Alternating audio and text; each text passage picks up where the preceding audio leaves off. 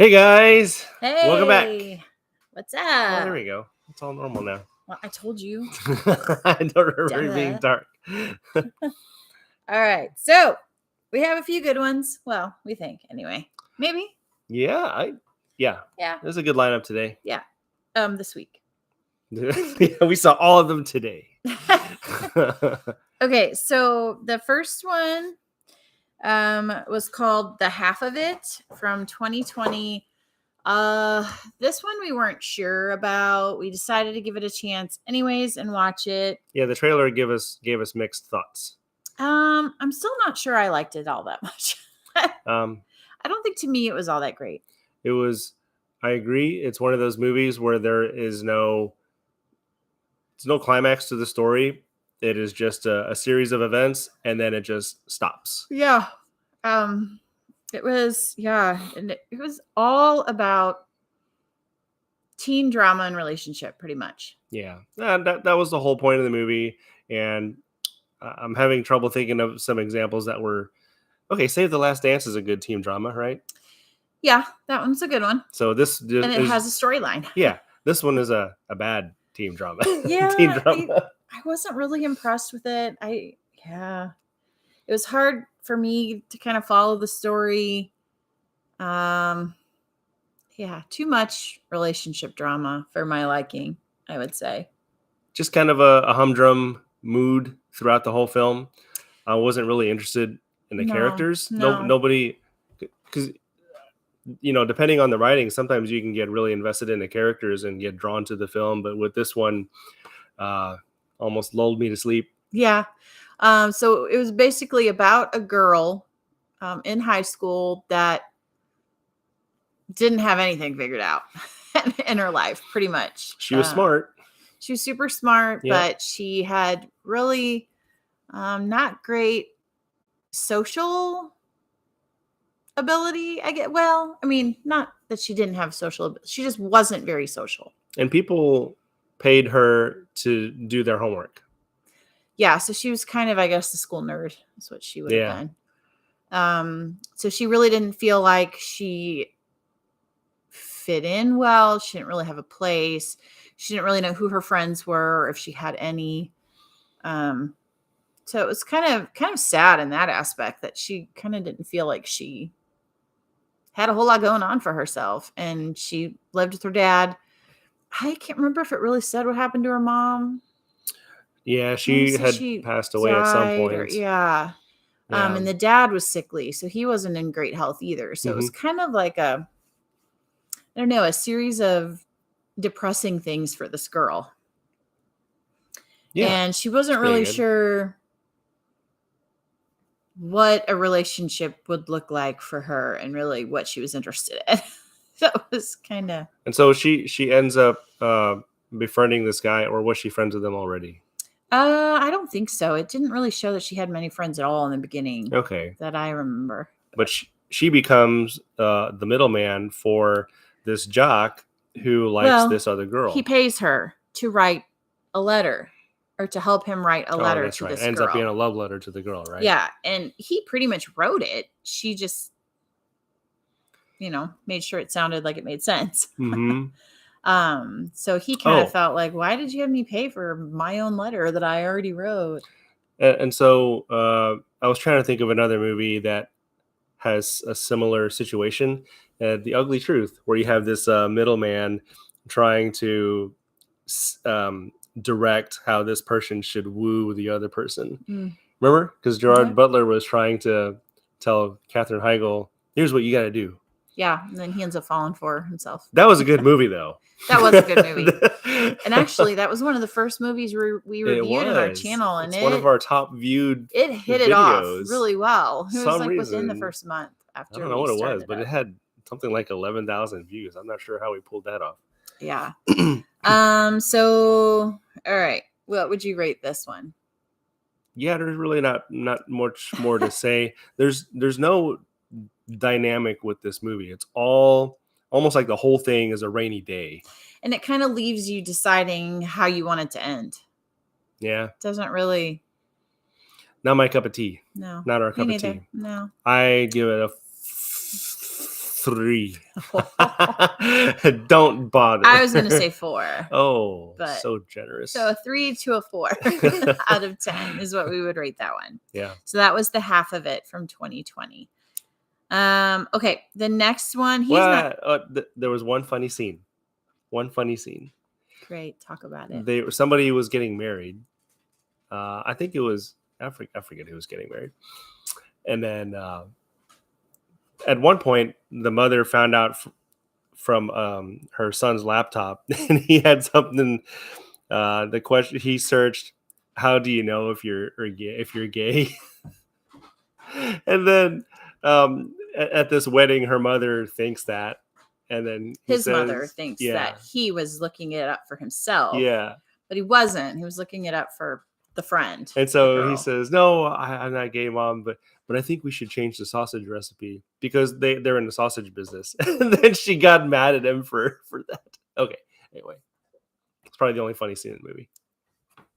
Hilarious. Okay, now we're moving on. So the next movie, he's not going to have anything to say because he didn't watch it. I took the girls and one of our girls' friends to see this, Harold and the Purple Crayon. So I wasn't sure. So this came out just this year. It's still in the theater. I wasn't sure what to think of this movie. I forget the guy's name who acts in it, but he's the same guy that does Shazam. So the Shazam movies are kind of cheesy. What's his name? I'm surprised he's not. Here, you look it up. But yeah, that's him. That's him. Yeah. He just has Zachary Levi facial hair in that. Oh my goodness, he looks different there. Yeah. Okay, so Zachary Levi, he's the main character, and in this movie, he is a drawing created by. So he's a book drawing, and he was created by an author, and so you kind of see him acting out, like doing the different things that the author is speaking out loud, narrating. And Harold is his name. He kind of does all these things, creates these things with his little purple crayon. So he can draw anything he wants with his imagination and his purple crayon. So then one day the narrator becomes silent. And he is not really sure what to think of it. He wonders, why did he go silent? Is he in the real world? Right? Is he wanting me to come visit him in the real world? So he draws a door and writes real world on the door with the doorknob. So he opens the door and he falls into the real world. Whoops. Well, then now instead of being a drawing character, he's a live person in a blue onesie because that's what he had on in his book. So, he's seeing actual people and people are looking at him like he's crazy. He's acting like a child because he's kind of a child figure in the book. So that's how he acts, even though he looks like an adult in the real world. Well, he had two friends that were what were they? Oh, a moose and a porcupine. So the moose and the porcupine don't want to be left behind. They want to go to the real world too with Harold. So they throw themselves through the door and they land on Earth. And the moose is a guy that looks like a normal guy. And the porcupine has purple hair and a mohawk. And she just acts kind of like a porcupine person. So I don't know. It's kind of interesting because they sort of act like they're animal, but they also sort of act human too. So it's kind of a mixed thing. It was really interesting. And you see kind of how it plays out. Harold finds out where the author lived. He goes there. It had been turned into a museum because the author had died. So that's why the narrator became silent because he died. So he could no longer narrate the book. As you were describing the characters, it for some reason it made me think of that imaginary friend in Inside Out. That I don't know. My mind just went there. Yeah. So anyway, while he's on Earth, he's creating all of these things with this purple crayon, which of course is also creating chaos because they decide they want to get somewhere really fast. So he draws a airplane. Well, they don't know how to fly an airplane. So they get in it and they figure it out. And they're flying all over the place and crashing into things and all kinds of stuff. And of course, they meet this mom and her son. And there's kind of some dialogue between them. They get to know each other. They help each other out of some sticky situations. They help each other realize some things that they need to know about each other. It really had a cute story.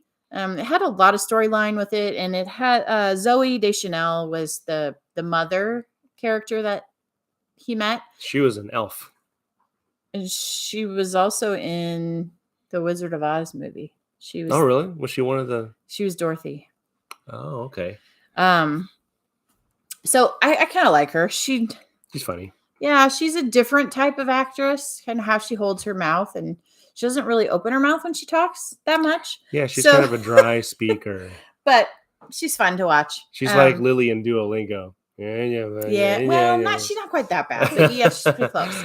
But anyway, I thought the storyline was really cute. I thought the idea of it was unique. It was different.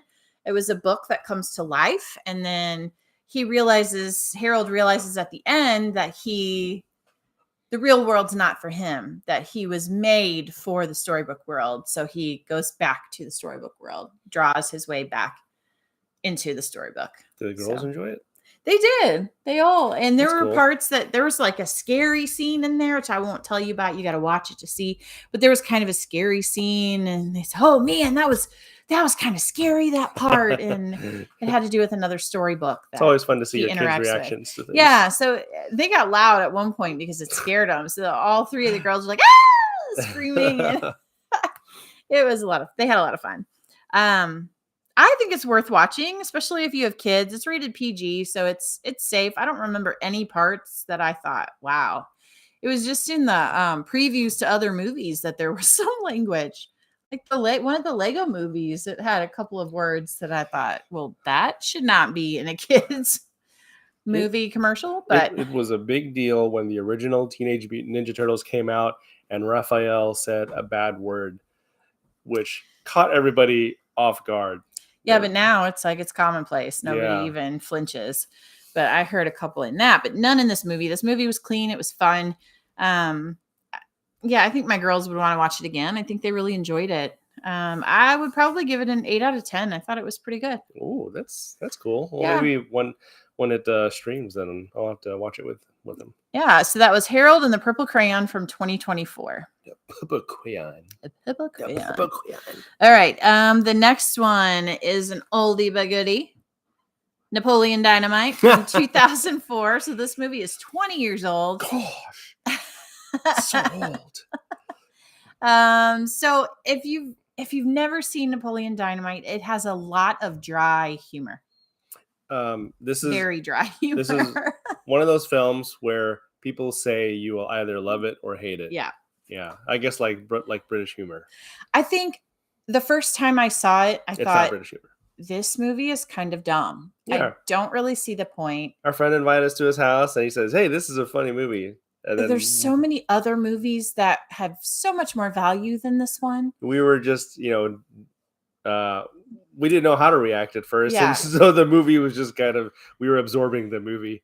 But I think every time I've watched it since, I pick up another part that I either say, oh my goodness, that's just ridiculous, or I think it's hilarious. Yeah, so I feel like it stands on its own pretty well. I think they did a great job painting this film like it took place in the 80s, but with the way some of the kids are dressed and I guess with the way they talk, it's not the 80s. I mean, complete with glamour shots, photos, and side ponytails, y'all. So glamour shots, if you remember those. Maybe you have no idea what we're talking about. The paracord keychain things that they made. And the friendship bracelets, I think. Yeah. Oh, the keychain, yeah. She made a keychain. So, Tetherball. Yes, tetherball. So yeah, it had a lot of fun stuff in it. It was even the school dance was themed. Yeah. Yeah. You would think dresses, that you were watching an puffy 80s film. Sleeves and all of that. Oh, totally. So it's fun. It's a fun watch. I think the main actor, what's his name? John Heder. John Heder. I think he did a really good job acting completely nerdy. Because if you see him in other things, he's not that way at all. He looks completely different I'm than surprised he does in this movie. His face didn't get stuck like that. Yeah, I don't know how he did an awesome job playing this role. And one of the other things that it touched on that maybe that I would say that kids from the 80s and 90s did more of was jumping a bicycle ramp just made out of wood, not even really secured together. I mean, we did that. I did that. Knocking someone off a bike with a football. I mean, all the fun stuff. Now, this is probably considered a team drama comedy as well. Yeah. And even though there's not a humdrum feel to this one, it feels like it's a really quiet town, but they made it a highly entertaining film with how they scripted the characters. Yeah. This is probably a low budget film. I've never seen what it looks like a low budget film anyway. Yeah. That's hilarious. It is. It's really funny. So I would say give it a couple chances, because you might be like us, and the first time you watch it, you go, You don't have to be drunk to watch it. You can enjoy it as sober. Yeah, it's funny. But watch it twice at least, because you're probably going to pick more up out of it the second time. Who's your favorite character? Because they're all lead characters. Yeah. I don't like the uncle. He's so he drives me crazy. He was a creeper too. I would want to take him out because he was trying to sell just things that he should not be selling to teenage girls. Yes, exactly. At all. So, yeah, no, not him. I like the girl, the side ponytail girl. Oh yeah. I can't remember her name. I kind of like Pedro. Pedro's funny because he's got that strong family to back him up. Remember they drove them to the prom. Yes. In their car with hydraulics. Yeah. And I like Napoleon. I love Napoleon's character. Napoleon's it's just great. funny. His brother's annoying too. Oh, and the girlfriend. Don't forget Rex, the guy that founded Rex Kwon Do. Kwon Do. He played Lawrence from Office Space. He was an interesting character, and his wife was very masculine. Looks like she was in appearance. She looks like she would have been either, professional wrestler, bodybuilder, or American Gladiator, or bodybuilder. Like a bodybuilder. I would say is what her appearance was. So Rex Kwon Do kind of reminds me of Master Ken. Some of you guys might know who Master Ken is. I'll have to show you Master Ken defense techniques. Great. So I'd probably give it an 8 out of 10. I'll give it an 8.5. Okay, so there you go. If you haven't seen Napoleon Dynamite, we can sit down. From 2004, it's worth it. I could sit down and watch it anytime. I don't have to be in the mood to watch it. I could watch it anytime. And I would say it's clean. I didn't remember any parts that were rated PG also. So, for an adult film that's clean, that's pretty rare. Yep. So definitely give it a watch. And it's pretty original. I don't know how you come up with that kind of a weirdo story. Definitely original. Weirdo story is the best way to describe it. Yes. Okay. So that was Napoleon Dynamite 2004. The next one is Divergent. This is a good one. 2014. So these are based off of books, and there's a series of them, 3 movies, right? That I don't read. Yeah. Yeah, you don't read. So, all right, you go ahead and start talking about this one. So I kept hearing about this film and how good it was. And like she said, from 2014. So I had been scrolling past it for a long time. And then, years. for a while, a couple years. I had seen it a few years ago, but I didn't remember a whole lot from it. So I think it was kind of one of those, I threw it on in the background when I was doing something else. So I remember bits and pieces from it. And I kind of remember the main plot and what happens in the end, but I didn't really remember all the details in between. So I think one of the main things that attracted me to this film was that it's a dystopian film. And I like the way they portray dystopian society sometimes, because it's all inspired from the extremes that we see, depending on where you live in the world. Yeah. And so you have all of these, I think they're called factions in the movies, and they're all, I would say, positive character traits.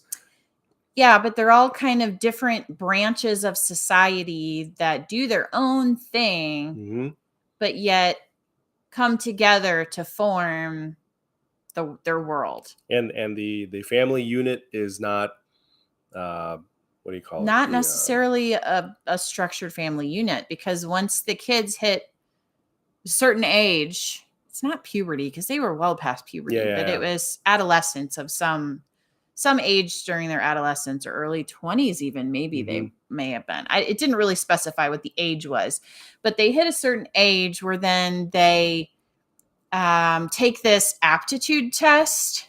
Like the ASVAB. Yeah. You remember taking the ASVAB? Determines, oh my word, I don't have to take any of that. Oh, you did? Oh, okay. Which determines kind of which faction they should go in, or which branch of society the test is showing that they belong in. Yeah, there was the food producers, there was the law enforcement, there's the high society. Yeah, were those the then smart there ones? was the lawmakers. Oh, okay. And what was a fifth abnegation? one? Oh, the fifth one I think was the non-factioned. So there was a group of people that didn't end up fitting into any faction, or they got kicked out of the faction that they had chosen. And they were considered the poor then. They didn't fit anywhere.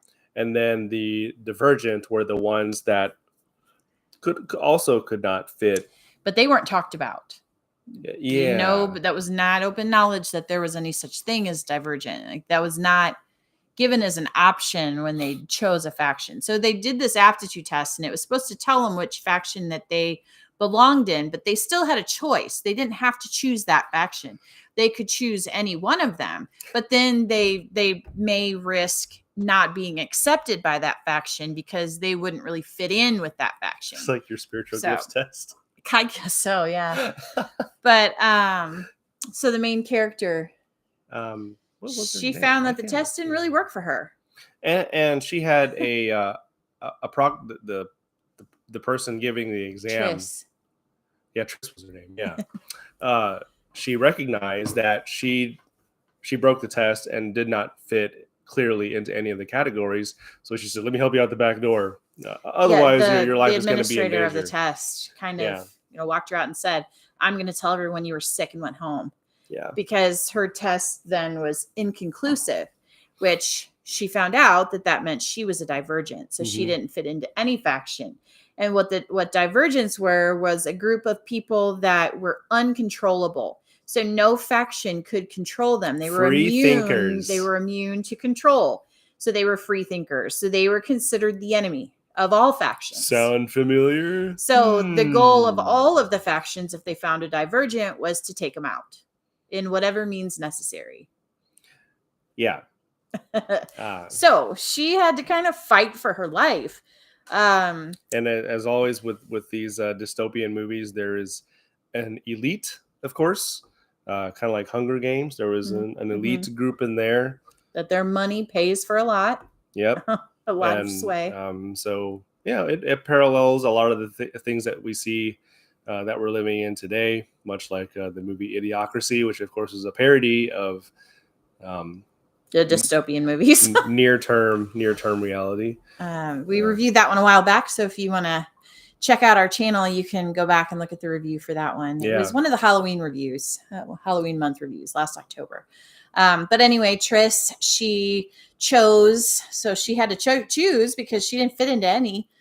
So she chose the law enforcement Dauntless sect of it. Yeah, Dauntless. Which are a bunch of wild, crazy people. But they trained them like military. They did. Force. And we're not afraid to kill them if they were wimpy. Yep. Men and women equally. And they said, at the end, if you are considered below this line, so you ranked really low in our ranking, you were going to get kicked out and be factionless. So you would be even though you chose Dauntless, we choose you so that we may not choose you. No, I think you already said if they weren't afraid to kill. Right. Or take them out just because they would want to. Or persuade them to kill each other. Yeah. To be higher in the rankings. It was just kind of almost like everyone for themselves sort of thing. Almost like the Spartan society from a military, the toughness, I guess. But I'm sure you guessed it. The divergents found each other, worked together, and beat the system. Yeah. So that's kind of what you find out in the end. and so I wish we would have been able to get to the the sequels to this, but we plan You on might seeing hear those. that. You might hear that in coming weeks. Yeah. The sequels to those, but The- it was good. It was really good. Good writing, great characters that you get really drawn into the Yeah, film. you kind of feel what they're feeling, and you kind of wonder, okay, what's gonna happen? I don't want to lose this character. This character is super important to me. You get attached to the characters. Yeah. And then we saw a couple of them die or get taken out, and it was like a blow to you, just like it is to the characters. So And I it's think, kind of one of those movies. They really cast the second in command really well of Dauntless. He was just a really ruthless leader. And even the lead actress, Triss, I had seen in some articles after watching the film that she was a potential candidate for the Hunger Games. I think she would have done a great job for the Yeah, I Hunger think Games. so too. Mhm. But I really like who they cast for the Hunger Games too. I thought it was very well Yeah, done. she did a good job. Yeah. And those reviews might come in the future. I don't think we've ever reviewed Hunger Games. Nope. I don't think Yeah, we that have. might have to be one we throw in there at some point. But So, anyway, I would good- probably rate Divergent a 9 out of 10. I was stole my answer. 9.1. 9.1. We don't do points. Oh. Well, I'm not going 9. to give it a 10, so 9. We do halves. If you want to give it a half. Okay. 9.5. Round XL equals round. So there you go. It's almost a perfect score for that movie. So I'm excited to see the next film. Yeah. So that was Divergent from 2014. Definitely thumbs up for that movie. We would highly recommend that one. Can't get not enough thumbs. Can't give. Okay. The last one is Diary of a Wimpy Kid, Roderick Rules. So we've probably seen that 100 times in our house. I actually don't get sick of it. Our boys used to love it, and now they kind of meh about it, but our girls are now into it. They love all the Roderick or all of the Diary of a Wimpy Kid movies. Our boys still read the books. So that's fun. But yeah. There's some, after you see it a few times, you start to catch on to some of the songs. And some of the hidden humor to it too. I don't think this is another one where I don't think I picked up all the humor the first time I watched it. But 100 times later, I now get the humor. Yeah. And I think that all the way they scripted all the characters were great, especially the parents. That the dad's kind of a loser, but loaded diaper in your face. They always cast so gross. They always cast the dad as some idiot, and I hate that. But yeah, a lot of movies do that, but the whole Yeah. book series does that. So if you read the books, they kind of, the dad's kind of he's not looked at very highly. I recently saw on X that said, name a movie movie or series, whatever, in the past 15 years where the dad was actual provider and leader of his family. And maybe that's idiots. a reflection of our of a lot in our society. I mean, there's so many, I hate to say it, but deadbeat dads out there. Need men, real men. That's seen as kind of the standard, and that's really sad for a society really to sad. kind of come It's to terrible. that point where all of their cinematography is reflecting the dad as kind of a deadbeat, kind of a not really a significant part of the story. So I think that's something that needs to turn around. We need dads need to kind of step up and show a little bit more, I think. Yeah. And I mean, it's guys for the most part writing these movies, so they're not even seeing themselves in a very high light. So that's not saying a whole lot for the writers of these films either. I don't know. It irritates me more than it is funny whenever they put that in a movie. Yeah, it's a little irritating. Yeah, Last Man Standing showed a strong. I love Last Man Standing. That's hilarious. That's Home Improvement. Same guy. Same guy. Oh yeah. So I like Tim Allen. I think he's a lot of fun. So anyway, I don't know. The trouble that these kids get into is it's funny. It's just really funny. They do stupid things. They do really stupid things. Don't watch a scary movie because you're gonna get scared. And they watch a scary movie called The Foot. For a kid, over the for top. a kid who wants to look cool and not look dorky, he does the dorkiest things and hangs out with the dorkiest people. I like their Indian friend. What's his name? Raj? Shirag. Oh, Shirag. Shrug. Yeah, and they pretend that they don't see him, and then he gets back at him by looking like a girl that. Who's the little kid? The lead. Not Roderick's brother. What's his name? Oh, Greg. Greg. Yeah, the girl that Greg likes. Who is in Cobra Kai? is that Penny or Peyton. what? Holly Hills. Holly Hills. Oh, Holly right. Hills. the Yeah, blonde so hair. Shirag wears a wig and is painting, and then he says, "Ha! I got you." I don't know. There's a bunch of silly things in the film that's really Yeah. funny, and the party that they throw at the house, and they take all these pictures. Is this the one with the cheese touch, or is No, that one of the other that ones? was another one. But I think it mentions the cheese touch in this one in the very beginning. Oh, okay. But if you watch the first movie, this piece of cheese they find out in the playground, and it's molded and disgusting, and they dare each other to eat it. And yeah, I think it's just I think they touch on all the middle school habits and or what do you call it? quirks. Like quirks. That's a good word. Yeah.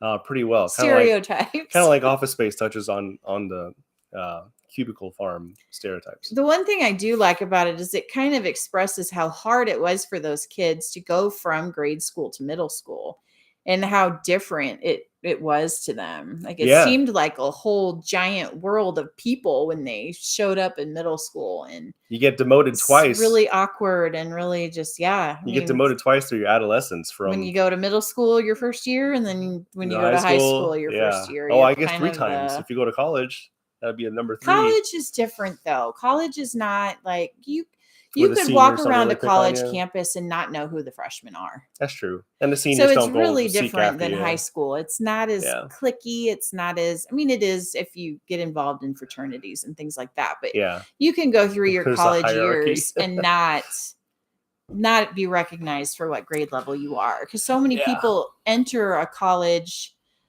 with degrees already, or with some college experience, or I mean, look at our high schooler. He already has Oh yeah. Yeah. I mean, almost enough credits for his associate's degree, and he's not even college yet. He's high school. So he'll go into college already with a lot of his first year of college done. So there's so many instances like that. So I think in a college it's very different, but definitely middle school and high school. Oh yeah. It's like a whole nother world you're entering, and you've got to Formidable figure yourself out and figure out how to find yourself. not get run over in the process by everyone bigger than you. I have to go find myself. Don't ever do that again. Napoleon Don't Dynamite ever. did it. Yes, I know. You are He not. did it really well. Not Napoleon Dynamite. He got laughed at too, remember? By the cool kids in the school that looked like they were 25, by the way. I totally missed the time machine scene. Oh. they zapped their crotch. Oh my goodness. So if you don't know what we're talking about, you've not seen that movie, go back and watch it. It's really, how did we end up back on Napoleon Dynamite again? Is that you? You did it, the crotch thing. Oh, anyway. So good movies this week. But all the Diary of a Wimpy Kids are funny. They are. They're funny and entertaining for everybody, for the whole family. I think one of the things we all didn't like was when they switched the main characters.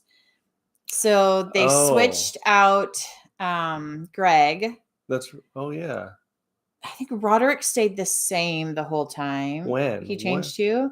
Okay, so Roderick changed. How many movies are there? 4. There's 4? Yes. So there's almost 20 books. So the fact that there's only 4 movies. Roderick Rules, there's a summer something. Dog Days. Oh, Dog Days. And then there's a road trip one. Or it was Oh yeah, The that's road the trip one is where one they that all all changed. changed. Yeah. Oh yeah, because the mom is Yeah, that wasn't the mom Alicia is Silverstone, was different. The original mom was Alicia Silverstone, I think. I don't remember, but they changed. They changed the actors, and but they're all still funny. It changed the dynamic of the movie. It does completely. I was not a fan of that because now the characters are portrayed by different people. And so the original mom was Rachel Harris. And when they replaced the mom, they replaced her with Alicia Silverstone, which I like Alicia Silverstone. So I didn't mind that one as much, but That's Roderick now? Look at him. I know. What in the Aren't they world? crazy? Yeah, Show- that's show- Greg. Crazy how they age. But anyway, it's a cute kid-friendly movie if, if you're into books come to life kind of Yeah. movies. Yeah. And Diary of a Wimpy Kid has become a big hit. I mean, it's a big series. Yep. So if you've read any of the books, or even if you haven't, they're kind of fun books. They're kind of created cartoon style, like comic book cartoon style. Stick figure comic book style. Yeah. And it kind of comes to life in these movies. So Yeah. you kind of see the characters from the book come to life. I think it does a pretty good job portraying them how the book portrays them for the most part. And just a quick honorable mention to, another book to movie series was, even though they just did one movie, was Captain Underpants. And I saw that in the theater. So it's hilarious. Cheesy. It's really funny. It's funny, but so oh funny. my goodness, all the cheese. Yeah, man, it's hilarious. I'm sure at some point they're going to put out Dog Man, because Dog Man's another big series. Is that also Pilkney. yeah? Is it? Pilkney? Pickle? Something like that is the author.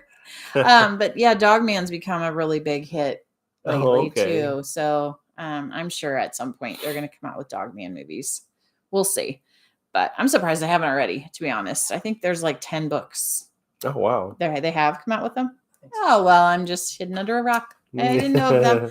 We'll have to look them up then and maybe give one a watch and see if they relate to the book at all. But yeah. Anyway. So I see we had a pretty good lineup today. Yeah, we had a good list. I wanted to say about all the films. One shout out for a book. You finished it. That's right, because you started another one. Yeah. So I did finish the book. Last book it was called Brave Waters by Sarah Hanks. It was really, really good. I really liked how it had these young adults, these 3 young adult friends, all girls, who decided to go on this cruise because there was different things going on in their lives. The one girl was going to be getting married, so her and her friends, Braving Strange Waters, I think. Why am I? You have reviewed another book from Sarah Hanks, right? I did. Okay, yeah. so I am actually on her launch team, so I review her books for her. That's neat. And kind of get to see the books before everybody else does. So that's kind of fun. Braving Strange Waters, that's the name of it. And so anyway, these 3 girls, they get on this cruise. The one is going to be getting married, and then the 2 friends of hers are going to be her bridesmaids. So they go on this cruise before the wedding, yada, yada. They kind of have all these different things going on with them. And one girl's kind of this gorgeous, model-esque, kind of athletic. She does lives and fitness tutorials and all this kind of stuff. And her friend is kind of the teacher, a little quieter, more reserved, kind of doesn't think of herself as very pretty at all. She thinks that she's overweight some. And then the friend that's getting married, who's kind of in between the other 2 of them. So she's pretty, but she doesn't think very highly of herself either all that well. And she's just got emotionally, all 3 girls have a lot going on. So anyways, they go on this cruise and they find this antique mailbox, and they wonder about this antique mailbox and what the significance of it is. And they think, well, this is kind of a strange thing to be here on this ship, on this cruise ship, right? That's this modern cruise ship. Well, they end up going into this elevator, and 2 of them go up, and then the other girl goes up the elevator a little later because she had to go back for something. Well, she ends up getting transported to a steamboat in the 1800s, 1865. So it was a time travel thing. And them interacting around this mailbox sent her through time on this time sailor. They call them time sailors. Sounds like the movie Frequency. So she ends up getting stuck on this sailboat that's cruising the Missouri River back in 1865. Well, then there's, a lot that goes on with they're hiding. There's a group that's hiding slaves, trying to get them to freedom. And then there's another group that wants to put a stop to all of that and wants to keep. So there's this whole slavery interaction thing that's going on, and they're trying to figure that out. And the girl that's sent there finds out that she has to accomplish this mission in order to get back to her original time. She has no idea what this mission is. So through all this time, she's trying to figure out what her mission is, and she ends up helping these slaves get to freedom, and finds out that it was something within herself that she had to change, and that was the mission, was really finding how she needed to stand up for something important that she believed in, and that was the mission she was to fulfill. What part of the world did this take place in? Did it say? Missouri. So she was cruising between Missouri and Kansas City. So the other steamboat was, I forget, Michigan or off the Atlantic, I believe, somewhere out in the ocean is where it was going. Hawaii. It ended up cruising around all the way around to Hawaii. So that was their destination, was a bunch of Hawaiian islands, and then going back. So anyway, she does end up getting back with her friends. Both of her friends also realize life things about themselves and change different aspects about themselves because they meet these guys and they meet this other people and they interact, and they're trying to get their friend back. And there's just so much going on in this story. Wow. And I'm not a super fast reader. It took me a really long time to read it. So everybody comes back changed. They all come back different and realizing things about themselves and their weaknesses and what they need to to work on within themselves. Yeah. So it's really, really good story. I like all the interactions and all the characters and how they kind of intertwine and make each other better, which I think is awesome. So it's nice to see answers at the end of a story. Yeah. So if you want to jump on Goodreads, I have my review posted on there. So you can get on Goodreads and see what I had to say about Braving Strange Waters. But I give it a 5 out of 5 on Goodreads. So it's a different rating system than we use. But I thought it was a very well done book. Oh, so I like it. Is that how? Goodreads has 1 to 5. Oh, 1 being the worst, 5 being the highest. Okay, we go all the way to 10. We make it harder on ourselves, probably. More grades. But yeah.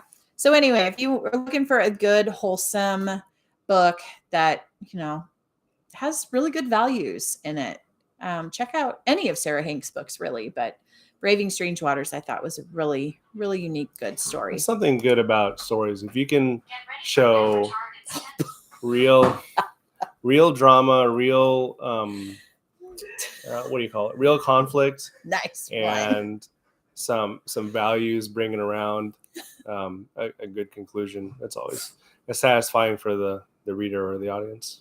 Yeah. All right. So if you're into Goodreads, there's a review for you there.